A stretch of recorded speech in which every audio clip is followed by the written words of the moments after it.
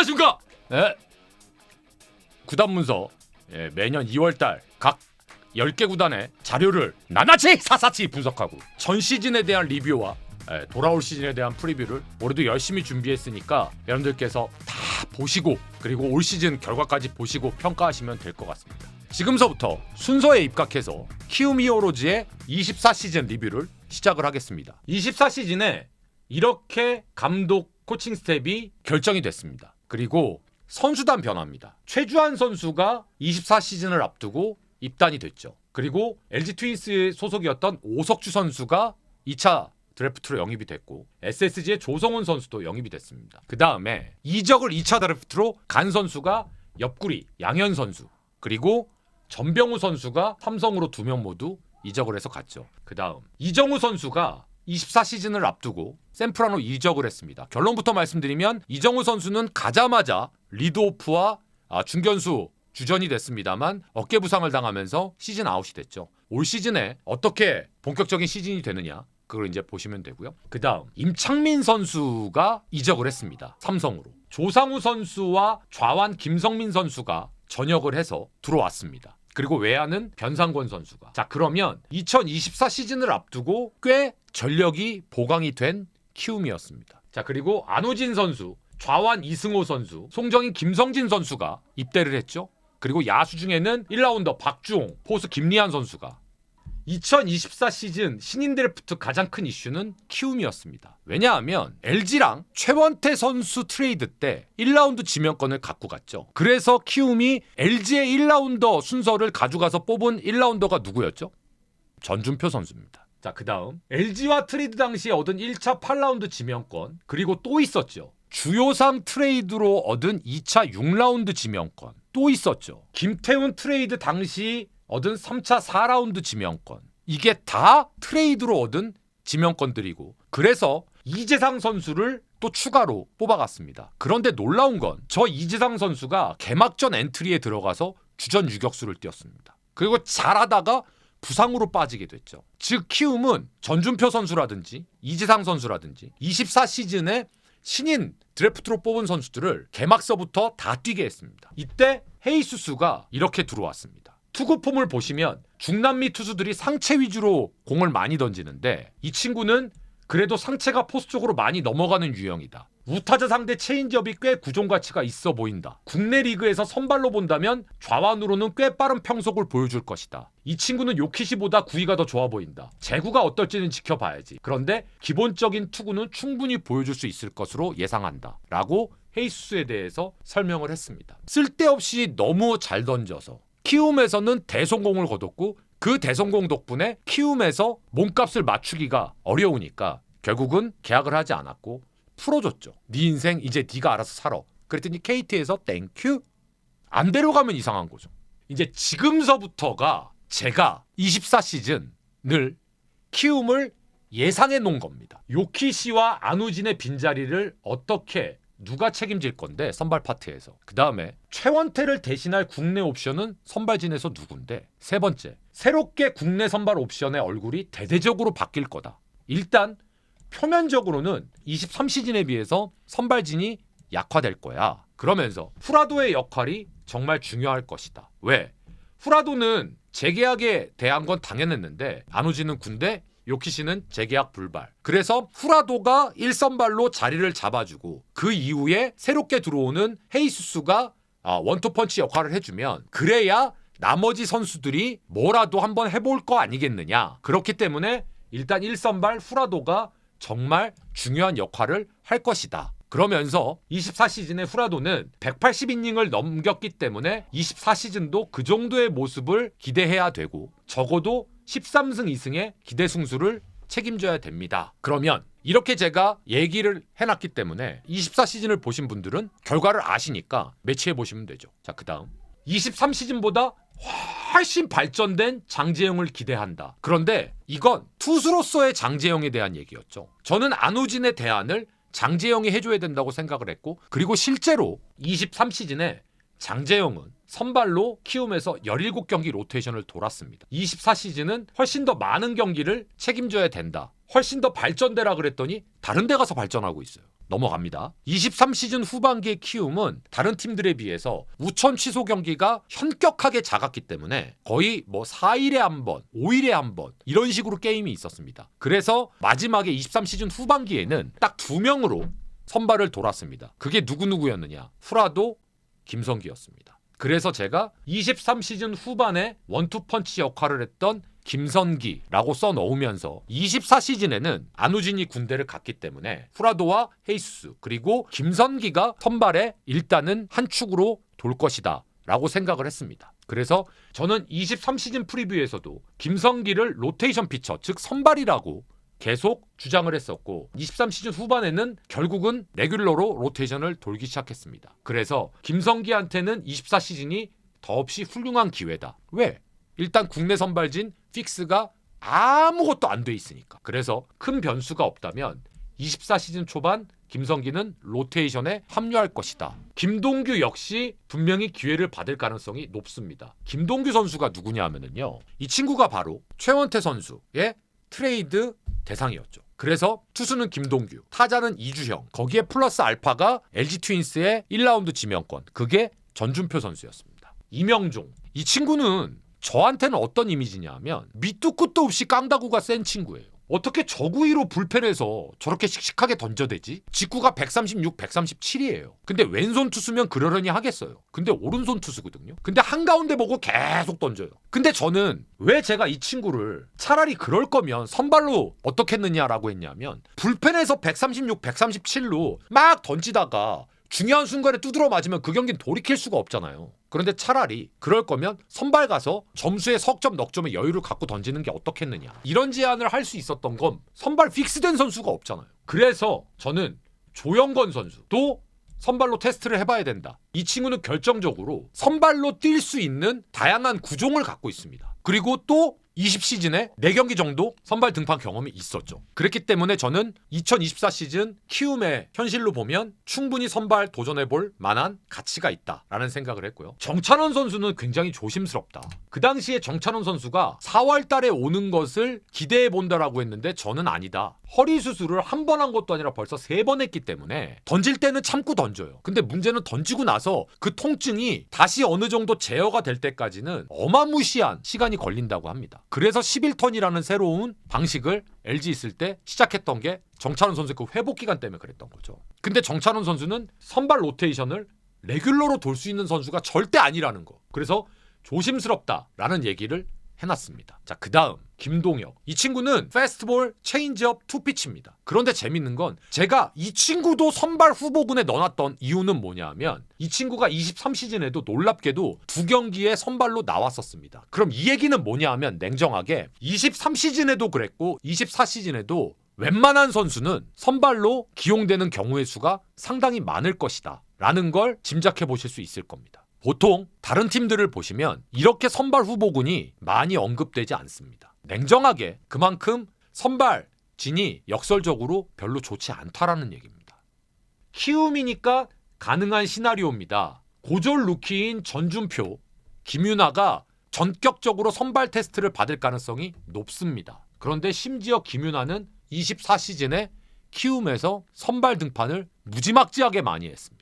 현재 키움의 선발진이 확실한 옵션이 없고 대부분의 국내 선수들이 테스트 옵션이기 때문에 그렇다면 고졸 루키들에게도 얼마든지 기회를 줄 수 있고 또 그럴 수밖에 없는 상황이다. 그래서 저는 개인적으로 전준표, 김윤아뿐만 아니라 키움의 많은 젊은 유망주들에게 24시즌이 정말로 많은 기회가 주어질 수 있는 시즌이다.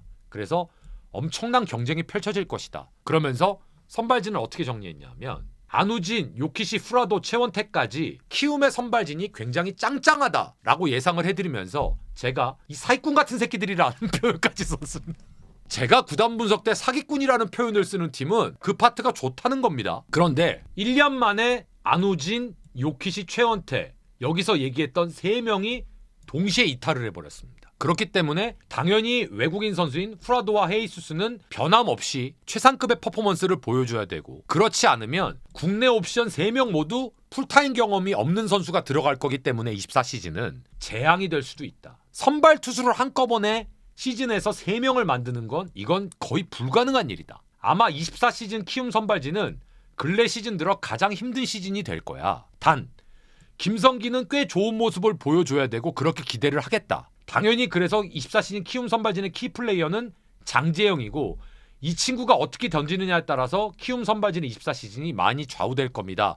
라고 예상을 했습니다. 자, 이제 그러면 24시즌의 리뷰를 보도록 하겠습니다. 시즌 도중에 트레이드가 생깁니다. 그 트레이드가 또 한 번 센세이션을 일으킵니다. 바로 5월 30일 날 있었던 김휘집 선수와 25시즌 드래프트 1라운드, 3라운드 지명권, NC의 지명권 2장과 김휘집을 트레이드합니다. 그리고 예진원 선수가 웨이버 공시됐는데 7월 16일 날 기아에 입단을 합니다. 흔히 말해서 방출을 했고 그 방출된 선수를 기아가 데려간 거죠. 자, 지금서부터 성적으로 갑니다. 58승 86패 4할 3리. 홈경기 32승 41패. 원정에서 안 좋았습니다. 팀별 성적입니다. LG전 10승 6패, KT전 2승 14패, SSG전 4승 12패, NC전 7승 9패, 두산전 6승 10패, 기아전 5승 11패, 롯데전 8승 8패, 한화전 10승 6패, 삼성전 6승. 자, 여기서 잠깐 보시면 SSG, KT, 수도권 팀, 두산 박살 났습니다.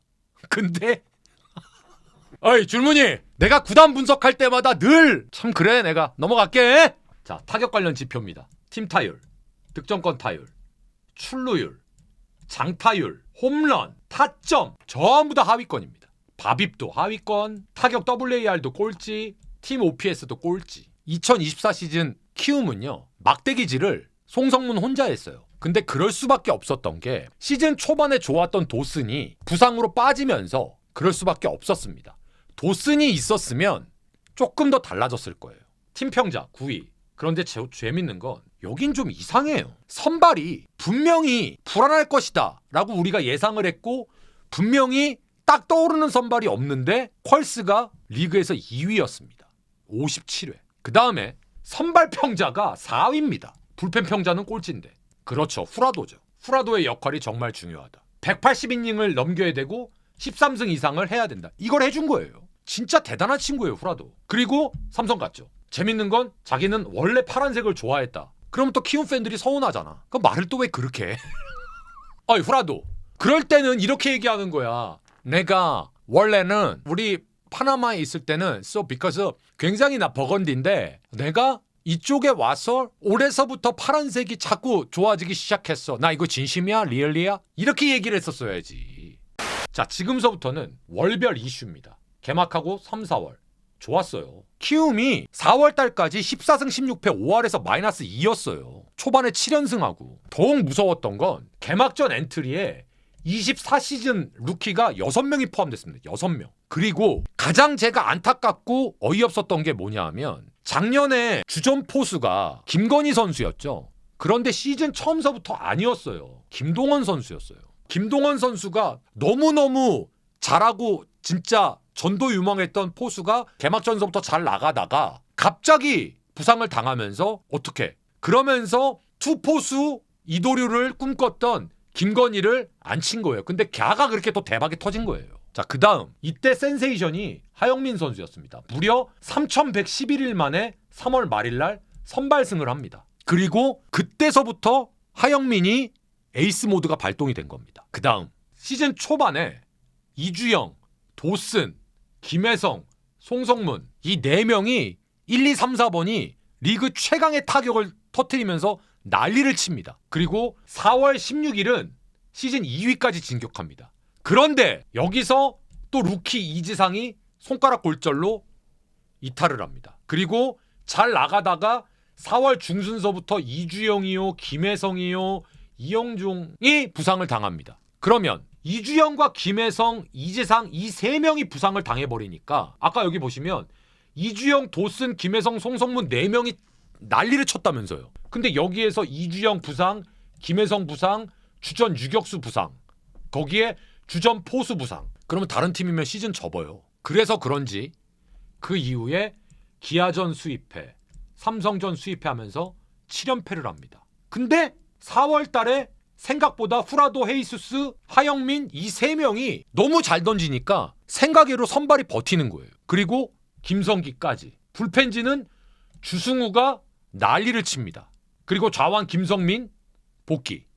그래서 주승우 선수가 이때 임팩을 좀 심어놨기 때문에 나중에 확실하게 클로저로 보직 변경을 할 수 있었던 거죠. 하지만 7연승과 7일 연패가 겹치면서 주요 선수들이 부상당하면서 페이스가 꺾였습니다. 주요 선수들이 저렇게 4월 중반 이후에 부상으로 빠지면서 그게 바로 5월 달에 나타납니다. 8승 16패, 월간 승률 3할 3푼 3리, 무려 홈 13연패, 8연속 루징. 이 5월 달에 박살이 납니다. 그리고 장재영 선수가 타자 전향까지 결정을 합니다. 그리고 아까 우리가 알아봤던 이 5월 달에 김희집을 트레이드를 합니다. 5월 달에 너무 박으니까 현실적으로 야 이럴 바에는 차라리 유망주 더 끌어모으자. 저는 그랬을 가능성이 높다라고 생각을 합니다. 심지어 여기 보시면 5월 19일이 돼서야 33일 만에 홈경기 승리를 거뒀습니다. 그리고 5월 25일 날 결국 꼴찌가 됐고요. 근데 또 반전이 일어나요. 6월 달에 11승 13패로 또 5월 가까이 또 다가갑니다. 또 돌아온 도슨이 타격왕 최다 안타 경쟁 페이스로 들어가고 주장을 김혜성에서 송성문으로 바꿉니다. 이때 상상도 못했던 김태진으로 주전 유격수가 바뀝니다. 근데 김태진이 유격수를 보는데 쟤 또 뭐에 잘해.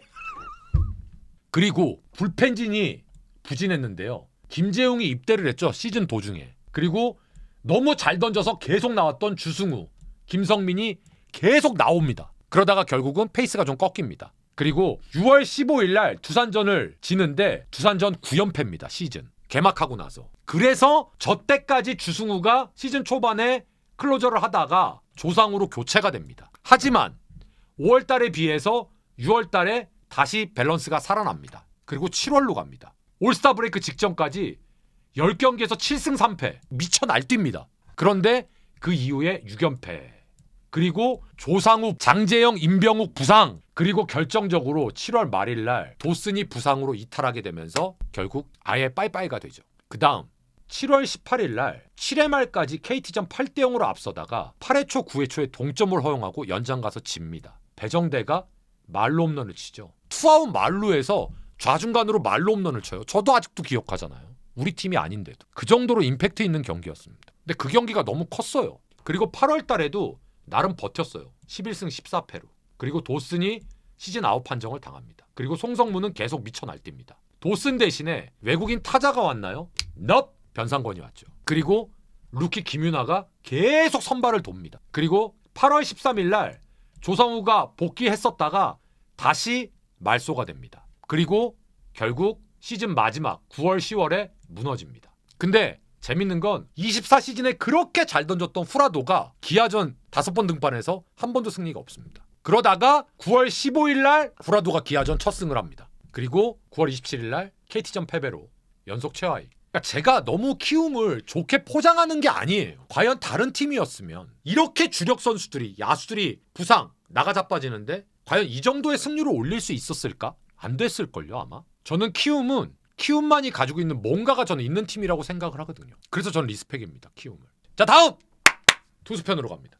선발 후라도 통산 기록을 좀 보겠습니다. 제가 후라도를 인정하는 건 이거예요. 두 시즌 모두 30경기를 돌았고요. 183이닝 190이닝을 돌았습니다. 그리고 나서 10승씩을 했습니다.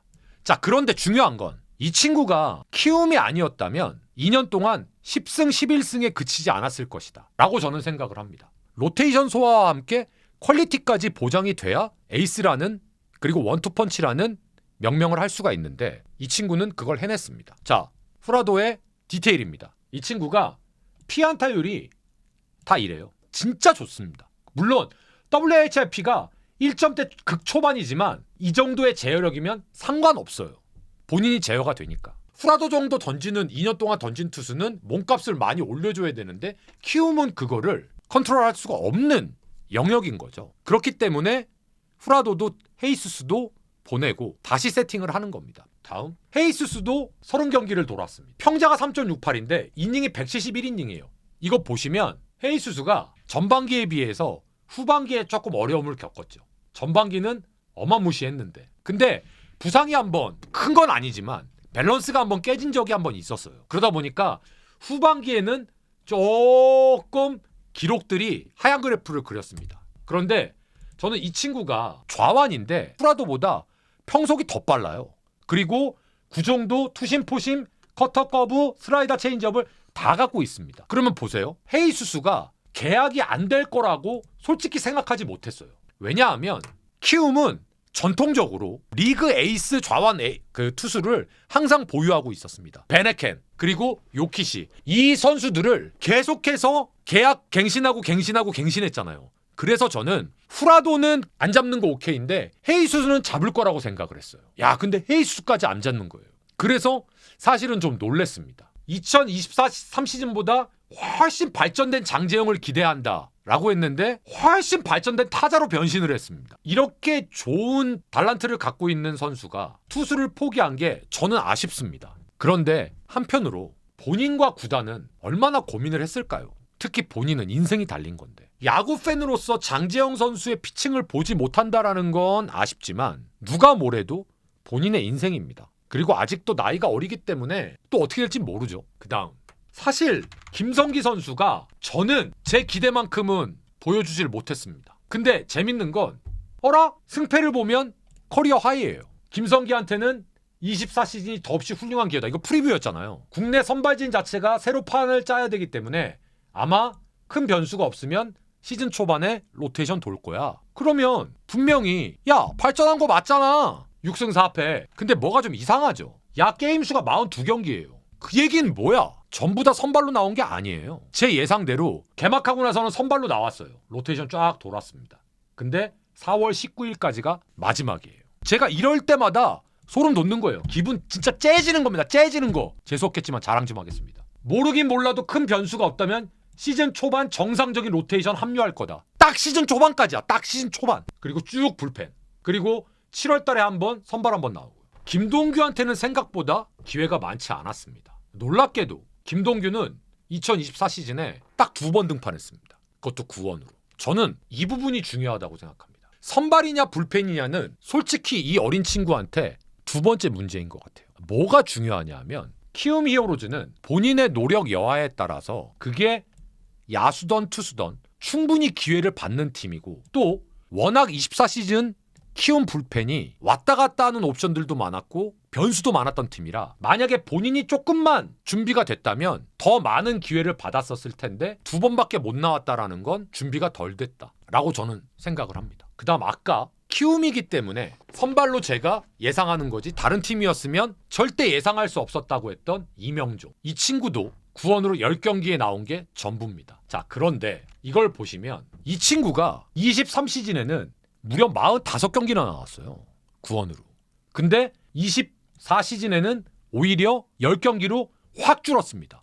평자는 3점 가까이 오르고. 이 얘기는 뭐야? 이 친구가 140이 안 되는 직구로 가운데에다가 막 집어던지니까 불펜에서 처음에는 뭐야 하다가 이제는 땡큐 이래버리는 거죠. 포심이 137.9예요. 근데 이 공으로 가운데다 막 집어던지는 거예요. 불펜이. 물론 구속이 모든 것을 결정하는 바로미터와 전부는 아닙니다만 중요한 건 요즘 국내 타자들은 150대의 패스트볼도 상당히 눈에 많이 익었기 때문에 이 정도의 공은 어쩌면 배팅볼보다 더 치기 좋은 스피드일 수 있다라는 거죠. 자, 그 다음에 중요한 거 하나를 보겠습니다. 키움이기에 가능한 시나리오. 고졸 루키 전준표와 김윤아가 전격 선발 테스트를 받을 가능성이 높다. 이유는 아까 말씀드린 대로 확실하게 메이드가 돼 있는 선발 옵션들이 없기 때문에 키움은 고졸 선수들에게도 충분히 선발 기회를 줄 거야 라고 말씀드렸는데 그 김윤아가 후반기에 11경기 선발을 돌았습니다. 로테이션을.